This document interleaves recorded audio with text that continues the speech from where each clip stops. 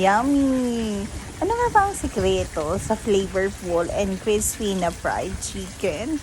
Tara, let's mga ka-foodies, I got you! Isang kay gandang umaga!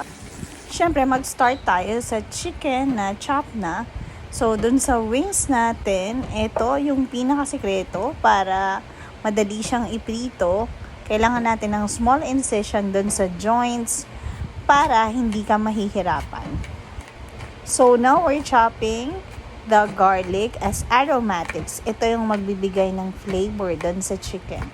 And para hindi siya malansa, ito yung pinaka-secret. You can do this sa chicken or sa pork chop. So, you have your calamansi. It gives it an extra tangy flavor.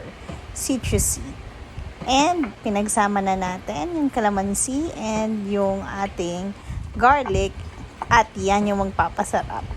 Massage lang. And i-marinate natin bago natin i-fry. And then, a pinch of salt and, of course, pepper. Mukhang marami, pero sapat lang yan. Kasi almost 1 kilo yung chicken wings natin.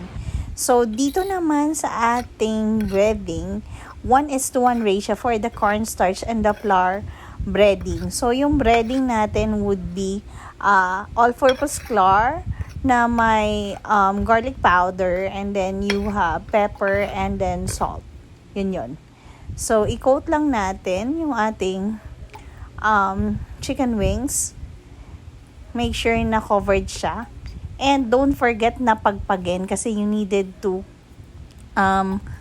have it remove yung excess para hindi siya masyadong mamuo doon sa oil natin when we fry them. So, ready na ang ating mga chicken wings.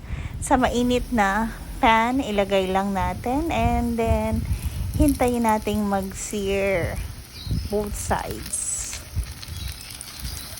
Kayo mga ka-foodies, anong favorite chicken parts nyo? Comment down below.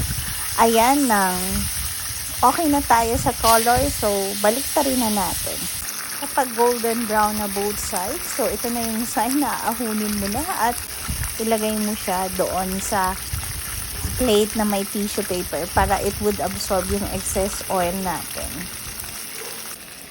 This is the finished product, and for the taste test na ang person. Sobrang crispy, yummy, and crunchy. Ayan! Tada!